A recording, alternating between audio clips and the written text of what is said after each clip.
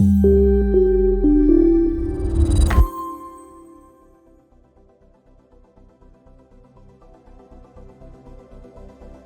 this is what we'll cover today in today's call.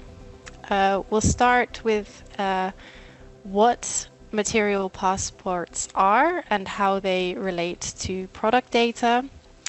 We'll cover setting up your account in Madaster, creating a product database, uploading product information, sharing data with your clients. So let's start with the basics. What are material passports and how do they relate to product data? Material passports are digital records capturing key information about materials and products used in construction. So think of things like material composition, environmental impact, reuse potential, etc.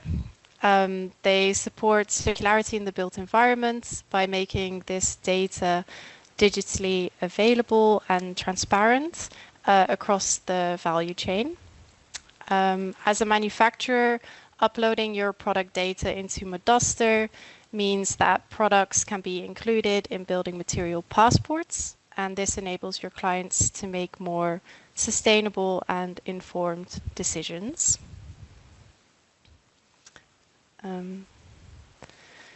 But first, we have to start by setting up your account. So you can do this directly through our Madaster website. Andrea can share a link in the chat for you all so you can access that directly. And we have two types of accounts available. We have a free account. Your product data will then be visible to all asset users on our platform. We also have a premium account, which offers a range of other benefits for you as well. But we'll proceed with this tutorial from a free account perspective. You can register by just clicking the register button, selecting the Producer Lite package, which is free, and then you proceed by just signing in and creating your account. Just admit someone. So from here, once you've registered, you'll get a link to the Madaster platform, and it'll open up with this dashboard view. Now I've already created some things in my account, so yours will most likely be empty. And what you can do to start is navigate on the left side to the menu. And here under System, Databases and Suppliers, you will have the three little coins stacked on top of each other, which indicates your producer account. So you can go ahead and click on that. And here you will be on your database or your producer account level. So this is where you can start adding your databases.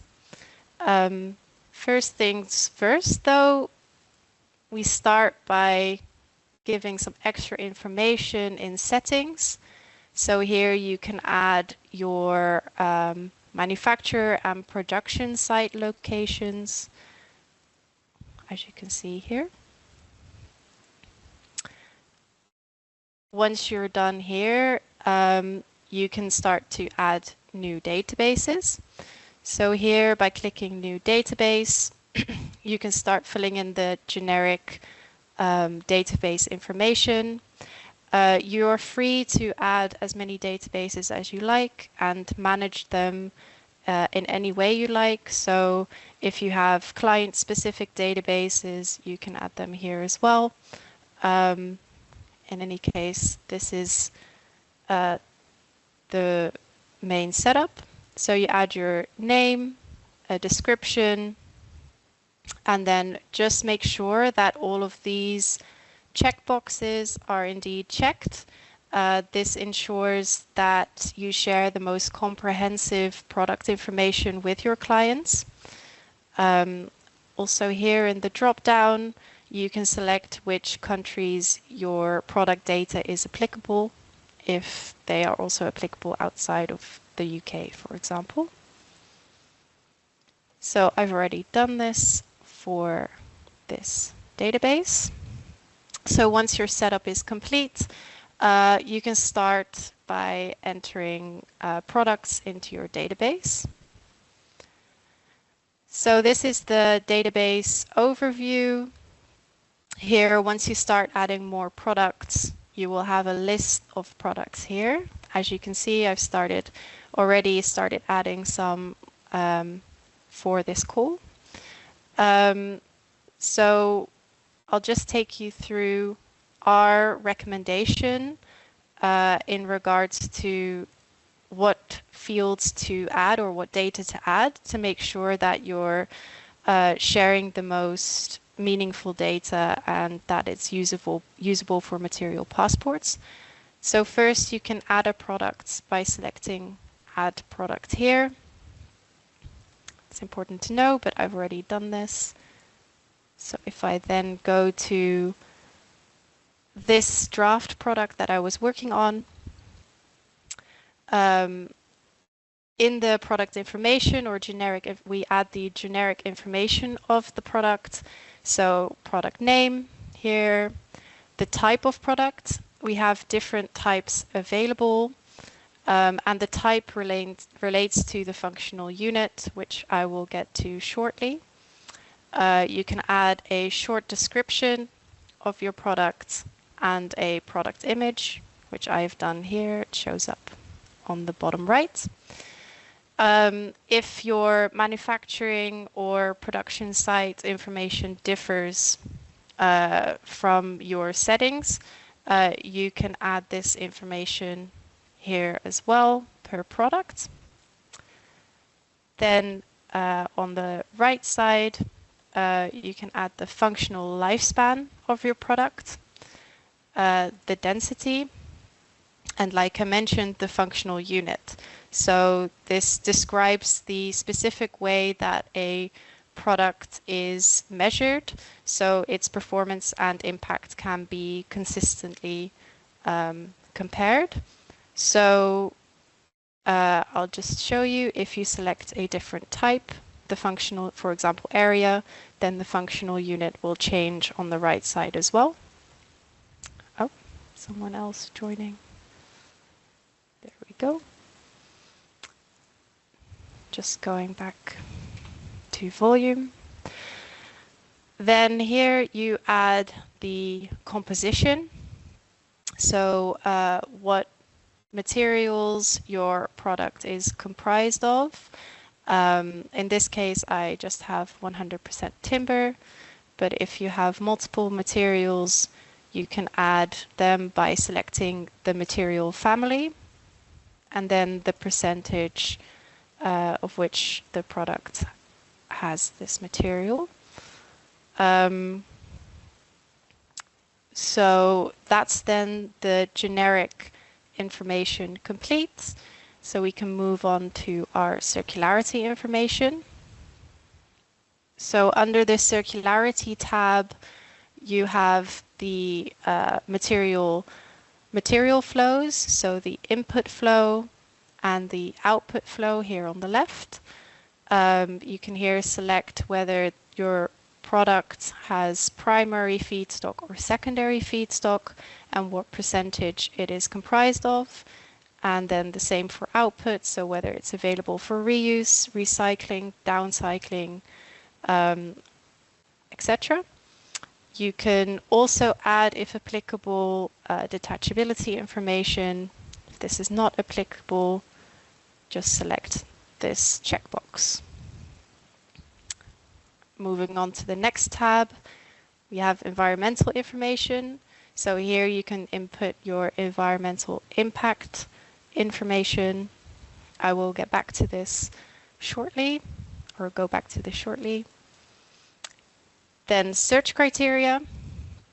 Now, this is an important tab for the functionality of our platform. So here you can add criterion. Our platform works by matching search criteria of added to products to material or element type names in the asset data. So once a client of yours adds a product or uploads an IFC file, for example, of a building, our platform can then automatically match those elements with, for example, your product by the use of search criterion. You can add them here by selecting this box. Then you add your criterion. So for example, I have solid structural timber. So let's say structural timber. You select whether the naming starts with, equals, or it contains the word, etc. And whether it's also valid for the IFC type name. So your criterion is automatically valid for the material. If it's also valid for the type name, you select this checkbox and you click Save. Then moving on to dossier. So here you can upload files which relate to your product, such as technical sheets, certification, any kind of additional documentation, manuals, etc. Andrea has shared our guidance document on this in the chat. This outlines which documents we would recommend you to add and upload to this dossier. And then our last tab is the financial tab. Here, if you have added materials in the composition here, and you've selected default price set, we will automatically link to a data set, so the timber index of the World Bank in this case, which tracks the value of softwood worldwide. So once you're done inputting the information in all of these tabs, you can select either Save as Draft, which means that this product will only be visible to you and you can continue editing this product, or you can select Save and Publish. This means that you will then be publishing your product to all the asset users on our platform. So I'll just select Save as Draft for now.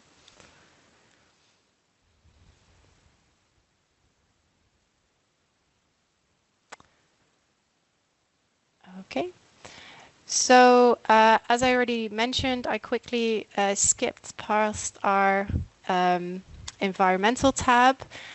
We also have the option to import your NEPD through our Bill of Materials tab. This is if you have an EPD published in a open source database. So I'll just show you how to do that through the use of this product. So here you input the same information as I explained previously, but then you check these two boxes, calculate circularity and calculate environmental values from the bill of materials.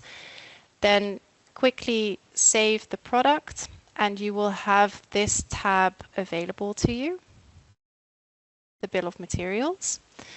So here you can select Add here and you will be able to import your EPD from an open source database. So I already did this for a hypothetical product. And as you can see, through this functionality, the environment and circularity tab are automatically populated. You can also enter, so this was a manual entry that I just showed, but if you have many products all at once, you can also use our Excel template. So I'll just show you how to retrieve this template. You go to the dossier tab here on the top left. You select the import and export and select export and then generate empty template and the language in which you want your template to be. Click OK, and I already did that here, but this will generate a empty Excel sheet which you can then populate with all your product information. You can then select export import again, but this time import, and then you can upload this same Excel sheet. Madaster does not, can only read this specific Excel sheet, so please use the templates provided if you are uploading multiple products at once. Now, once all your products are uploaded, you can view who you have shared, your database is shared with here. Right now, I'm not sharing this database with anyone, so as you can see, it's empty. An importance to note is that if you have been requested for specific product data from a client, you can give them the unique identifier of a product so that they can automatically link to this. So they can use the unique identifier here. So if you go to a product, select the drop down, you can see a small note Madaster identifier, and this unique identifier you can give to a client, and they will be able to retrieve directly all of the product information. So you can also find this, by the way, here. If you actually click on a product, it's always on the bottom left. This Excel is not pre-populated. I was going to say you can get a pre-populated one as well. Oh yeah, of course. Yeah, you can export it. But just to give you an idea of what information we will be asking, it's essentially the material name, a description, so all of the information essentially that I covered in the manual product upload, a product code if relevant, the manufacturer, the functional unit, the dimension. We have this all explained in docs as well.